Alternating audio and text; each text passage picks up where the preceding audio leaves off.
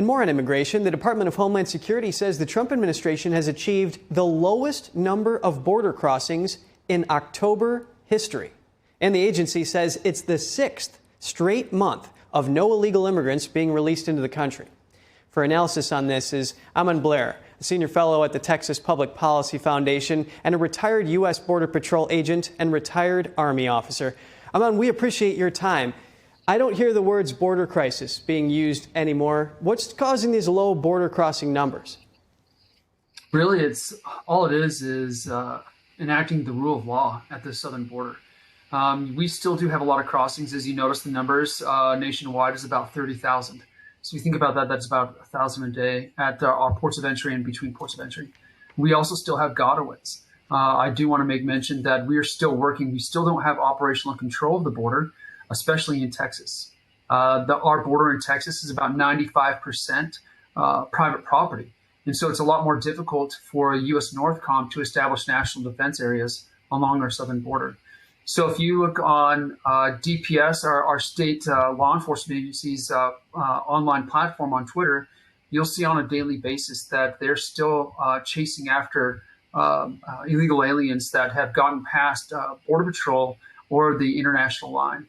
And they're usually like in camouflage, they're usually in load vehicles getting away. So all this stuff is still happening. And now we are 100% much better off than we were just a few months ago. Thanks for that insight. Following up on you said that there are people getting through the border and evading detection. How is that possible? I mean, we have striker units on the border. There are very low crossings so that Border Patrol agents can focus on the few that are coming, and they're highly trained individuals. How is that possible? Sure. I mean, to give you an example, in Texas has 1,254 miles of border with Mexico. And given the terrain, if you just look at the map, you can see how the river just winds back and forth, creating a lot of problems in terms of terrain in order to understand what's coming across.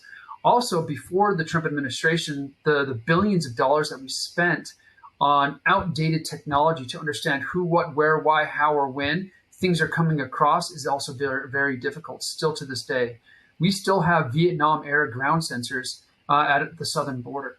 And so a lot of times Border Patrol agents like myself, we would still have to act as if it was 1924, looking at sign within the road, look as if you're hunting an animal. When you go hunt an animal, you track an animal by the footprints in the sand.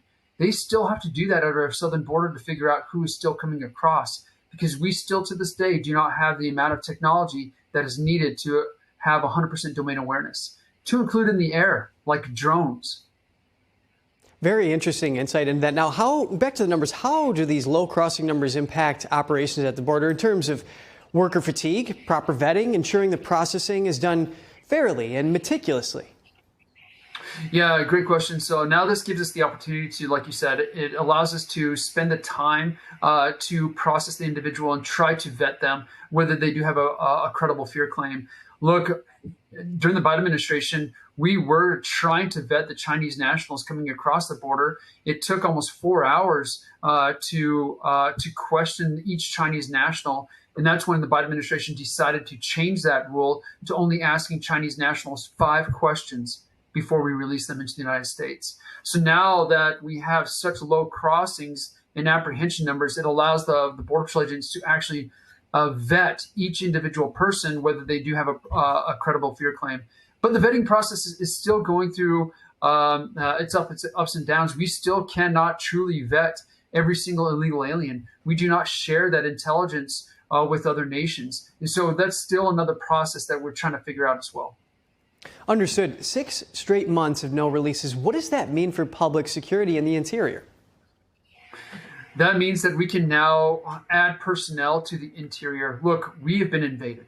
We have millions of illegal aliens now inside of our country. We have every state and non-state adversary working by proxy inside the United States, inside of every one of our communities, whether that's the Mexican cartels, whether that is the triads that are backed by CCP, or the Haqqani network backed by Iran. So now, as you see that we are having more Border Patrol agents now focus their efforts on the interior, as U.S. Northcom now focuses its efforts on our southern border. So you're just seeing a shift in the amount of personnel and resources that we can now attack the problem inside the United States. Well, it's so important that this obviously be addressed. Now, give us an overview of what's happening at the border. We've been talking about this, but let's delve deeper. Whatever aspects you find most notable, anything from officer morale, humanitarian conditions, et cetera.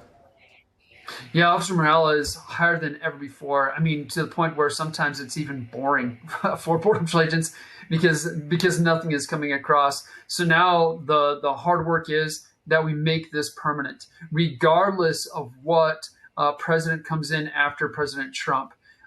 So if it happens now, if we have another invasion now, do we have the critical infrastructure in place, the resources, everything codified in law necessary so that we could stop every single incursion like we're doing so now?